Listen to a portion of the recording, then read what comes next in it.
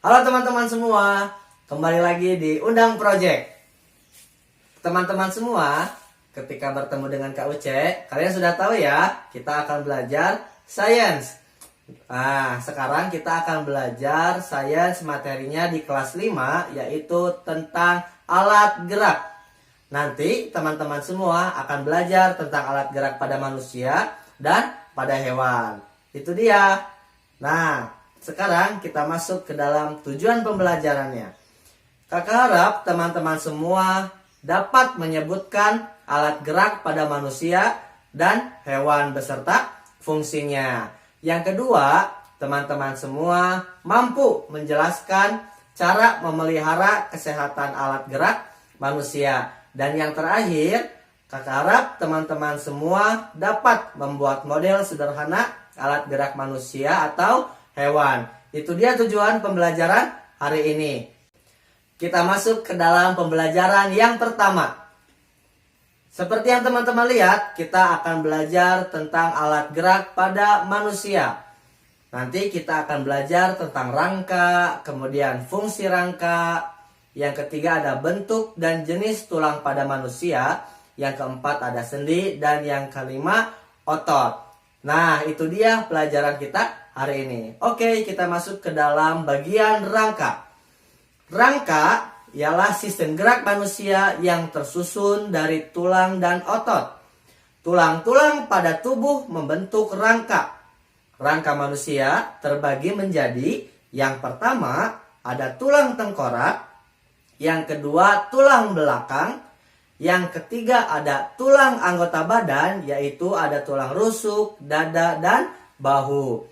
Yang keempat ada tulang panggul, dan yang kelima yaitu tulang anggota gerak. Kita lihat di sini ada gambar yaitu tengkorak manusia dan beberapa bagiannya. Yang paling atas yaitu ada rangka kepala, kemudian dilanjutkan dengan rangka badan. Di rangka badan ada beberapa rangka juga ya yang disebut dengan anggota gerak atas.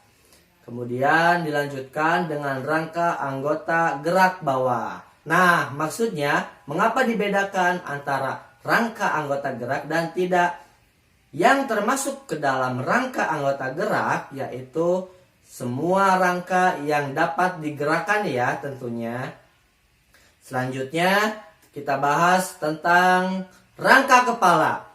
Rangka kepala ini terdapat beberapa bagian. Seperti yang teman-teman lihat bahwa yang paling atas itu ada tulang ubun-ubun. Kemudian di bagian belakang rangka kepala ada tulang tengkorak. Kemudian di tengah ada tulang pelipis. Dan yang paling bawah ada tulang rahang bawah. Selanjutnya ada tulang dahi, dia berada di rangka kepala bagian depan.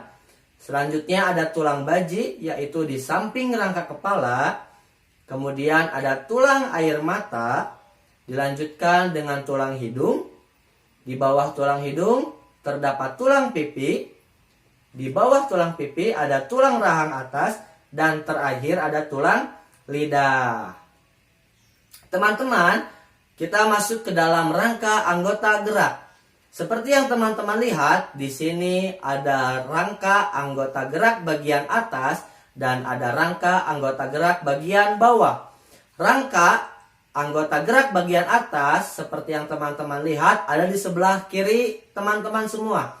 Yaitu contohnya tulang lengan, di mana terdapat tulang lengan atas, kemudian ada tulang hasta, yang menempel dengan tulang pengumpil, dilanjutkan dengan tulang pergelangan tangan, dan terakhir ada tulang jari tangan. Untuk rangka anggota gerak bagian bawah ada di sebelah kanan teman-teman semua ya. Dimulai dari yang paling atas yaitu ada tulang paha, dilanjutkan dengan tulang tempurung lutut, kemudian ada tulang betis dan tulang kering. Di bawahnya terdapat tulang pergelangan kaki. Selanjutnya ada tulang telapak kaki. Dan terakhir ada tulang jari kaki. Nah teman-teman, itu dia rangka anggota gerak bagian atas dan bawah. Selanjutnya kita masuk ke dalam fungsi rangka. Rangka memiliki fungsi ya tentunya. Yang pertama, dia dapat membentuk dan menegakkan tubuh. Yang kedua, tulang belakang mampu menghasilkan sel darah merah dan sel darah putih yang fungsinya untuk proses imunitas tubuh kita. Yang ketiga, tempat melekatnya otot. Dan terakhir yaitu melindungi organ-organ penting seperti jantung, lambung, dan organ lainnya. Selanjutnya yaitu tentang bentuk dan jenis tulang manusia. Tulang manusia ini terbentuk ke dalam beberapa jenis dan bentuk ya tentunya. Seperti yang teman-teman lihat bahwa jenis tulang itu dibedakan menjadi dua. Yang pertama ada tulang keras dan yang kedua ada tulang rawan. Tulang keras ini dia terdapat di hampir semua bagian tubuh. Sedangkan tulang rawan ini dia hanya terdapat pada telinga, kemudian hidung dan beberapa persambungan tulang lainnya. Kemudian ada bentuk tulang. Yang pertama ada bentuk tulang pipa, tulang pipi, tulang pendek, dan terakhir tulang tidak beraturan. Selanjutnya kita bahas tentang jenis tulang. Nah teman-teman, ini dia contoh struktur dari tulang keras dan tulang rawan. Tulang keras ini dia tentunya memiliki sifat yang sangat keras dan kokoh. Sedangkan tulang rawan dia memiliki struktur yang sedikit lunak. Seperti halnya telinga kita mudah untuk digerakkan seperti ini. Oke, selanjutnya kita masuk ke dalam bentuk tulang. Yang pertama ada tulang pipa. Tulang pipa ini tulang yang berbentuk silinder dan berongga di bagian tengahnya. Kita bisa menjumpai contoh tulang pipa ini pada tulang paha, tulang kering, dan tulang betis. Yang kedua ada tulang pipih. Tulang pipih merupakan tulang yang berbentuk pipih. Contohnya yaitu berada di tulang belikat. Dan yang ketiga ada tulang pendek. Merupakan tulang yang berukuran pendek. Contohnya ada di ruas pergelangan kaki. Serta yang terakhir ada tulang tidak beraturan. Nah, tulang tidak beraturan ini tentu bentuknya pun tidak beraturan ya. Contohnya ada di tulang rahang. Selanjutnya kita membahas tentang sendi. Sendi ini merupakan tempat pertemuan antara beberapa buah tulang. Sendi pun dibedakan menjadi 5 macam. Yang pertama ada sendi putar, kemudian sendi engsel, yang ketiga ada sendi peluru, yang keempat sendi pelana, dan yang kelima ada sendi geser. Kita bahas satu persatu dari bagian sendi ini. Teman-teman semua, ini dia macam-macam dari sendi. Yang pertama yaitu ada sendi putar. Contohnya yaitu terdapat pada pertemuan tulang leher dan tulang tengkorak. Sendi ini dapat digerakkan dengan cara memutar. Kemudian ada sendi engsel.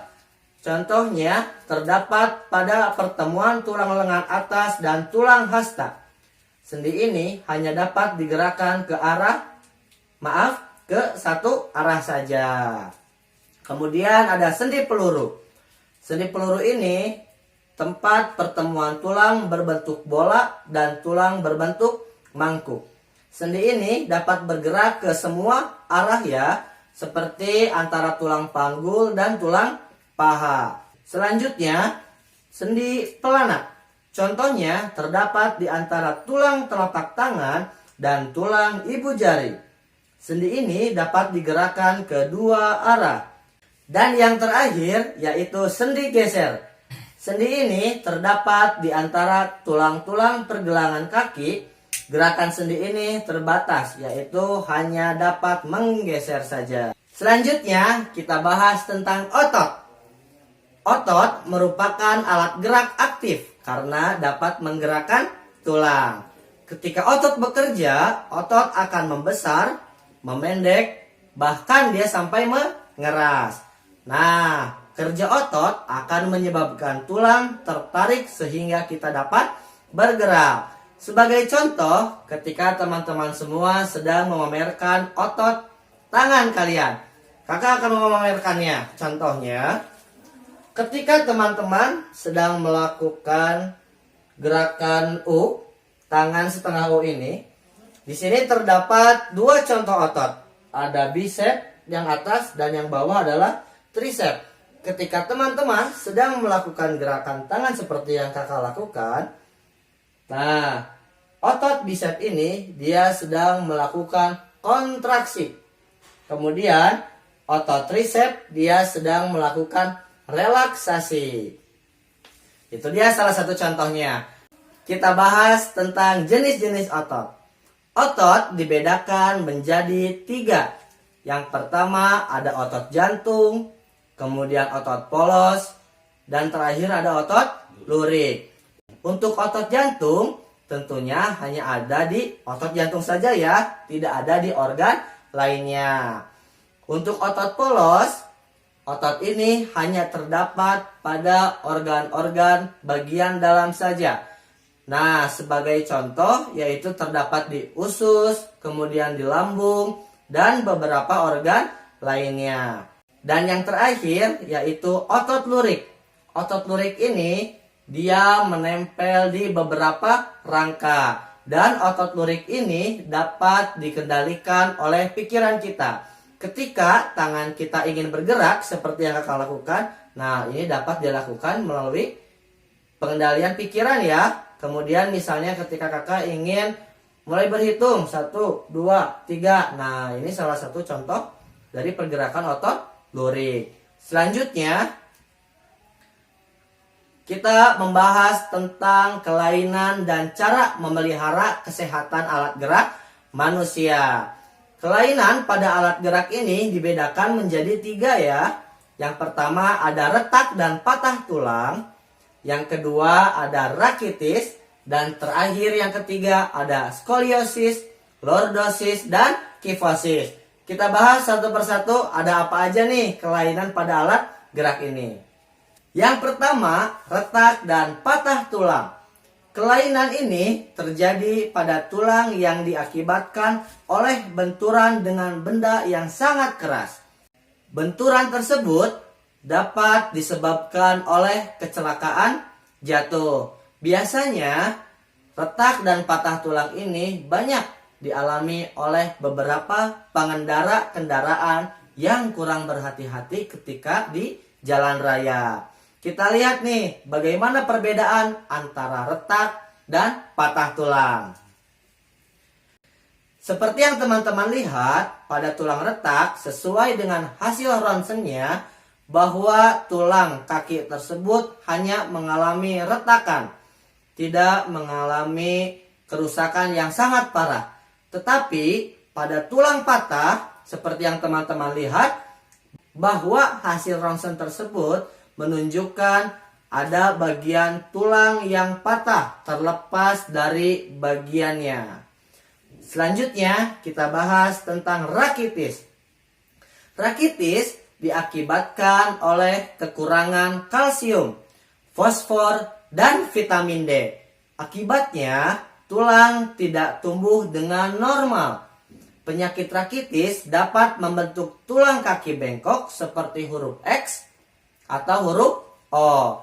Nah, teman-teman, ketika di pagi hari ada sinar matahari yang sangat terang, usahakan teman-teman semua berjemur ya, kisaran dari jam 8 sampai jam 10 pagi. Sinar matahari tersebut sangat bagus untuk teman-teman karena sinar matahari mampu merubah provitamin D menjadi vitamin D. Selanjutnya, ini dia teman-teman contoh dari penyakit rakitis. Seperti yang teman-teman lihat bahwa di sini terdapat rakitis O, di mana tulang kaki berbentuk menyerupai huruf O. Dan yang kedua yaitu rakitis X. Seperti yang teman-teman lihat bahwa tulang kaki pada rakitis X mirip seperti huruf X. Selanjutnya kita bahas tentang skoliosis, lordosis, dan kifosis. Skoliosis ialah kelainan tulang punggung ke arah samping tubuh. Lalu lordosis yaitu kelainan tulang punggung ke arah depan tubuh. Sedangkan kifosis yaitu kelainan tulang punggung ke arah belakang tubuh. Nah, kita lihat sekarang seperti apa bentuk dari ketiga tersebut. Yang pertama ada skoliosis. Skoliosis itu seperti yang kakak bilang tadi, bahwa tulang punggung membentuk ke arah samping. Kemudian ada lordosis, yaitu tulang punggung yang terlalu mengarah ke depan. Sedangkan kifosis yaitu mengarah ke belakang ya tulang punggungnya. Jadi seperti orang yang bongkok. Kemudian kita bahas tentang osteoporosis. Osteoporosis ialah penyakit menurunnya kepadatan tulang. Nah, salah satu penyebabnya adalah karena kekurangan kalsium dan fosfor. Osteoporosis menyebabkan tulang terasa nyeri atau mudah patah saat jatuh. Biasanya osteoporosis ini banyak dialami oleh usia lanjut ya teman-teman. Oke, selanjutnya kita lihat nih bagaimana perbedaan antara tulang normal dan tulang osteoporosis. Nah, di tulang normal seperti yang teman-teman lihat bahwa tulang memiliki struktur yang sangat padat. Tidak terlalu banyak rongga-rongga ya tentunya. Dan di osteoporosis struktur tulang sangat berongga. Nah, inilah perbedaan antara tulang normal dengan tulang osteoporosis. Selanjutnya kita bahas tentang alat gerak pada hewan. Nanti kita akan pelajari tentang alat gerak hewan mamalia, insekta, ikan, aves atau hewan unggas, yang kelima reptilia, dan terakhir ada amfibi. Nah, di mamalia ini seperti yang teman-teman lihat, di sini terdapat harimau, kemudian panda, dan hewan lainnya. Hewan-hewan tersebut mampu bergerak menggunakan kakinya. Mamalia ini bergerak dengan cara berjalan atau berlari ya. Namun ada juga mamalia laut yang bergerak menggunakan sirip dan ekornya. Selanjutnya kita bahas tentang insekta. Seperti yang teman-teman lihat, kakak ambil contoh di sini ada kupu-kupu, kemudian kumbang, capung, dan belalang. Kebanyakan dari insekta ini dia bergerak dengan cara terbang, yaitu menggunakan sayapnya ya. Namun ada beberapa juga insekta yang bergerak dengan cara melompat yang dibantu oleh kakinya, yaitu belalang. Selanjutnya kita bahas tentang ikan. Ikan ini tentunya hidup di dalam air ya. Oleh karena itu, ikan bergerak dengan cara berenang. Berenangnya ikan, ia dibantu menggunakan sirip badan, sirip punggung, dan ekornya. Selanjutnya, kita bahas tentang aves. Aves atau hewan unggas, di sini kakak ambil contohnya yaitu burung ya teman-teman. Nah, burung ini dia bergerak dengan cara terbang yang dibantu oleh sayapnya ya tentunya. Namun burung ini juga dapat berjalan ketika dia sedang berada di darat untuk mencari makanan. Selanjutnya yaitu reptilia. Reptilia ini atau disebut juga dengan hewan melata karena ada beberapa reptil yang bergerak menggunakan perutnya, yaitu hewan ular ya. Nah, sedangkan buaya dan kura-kura dia bergerak menggunakan kakinya dengan cara berjalan atau berlari ya teman-teman. Oke, selanjutnya kita bahas tentang amfibi. Amfibi itu dia hidupnya di dua alam ya. Yang pertama dia dapat hidup di dalam air. Yang kedua, dia dapat hidup juga di darat. Amfibi ini, kakak ambil contoh yaitu katak. Dia bergerak dengan cara melompat dengan dibantu oleh kaki belakangnya ya. Dan kemudian ada salamander. Salamander ini dia bergerak dengan cara berenang karena dibantu dengan ekornya ya. Kadang salamander juga mampu untuk berjalan karena salamander memiliki kaki dan lengan. Oke teman-teman, itu dia video pembelajaran kita kali ini tentang alat gerak manusia dan hewan. Jika teman-teman ada yang ingin ditanyakan, silakan teman-teman boleh mengisi di kolom komentar. Selalu ingat, like, share, and subscribe. Dukung terus Undang Project.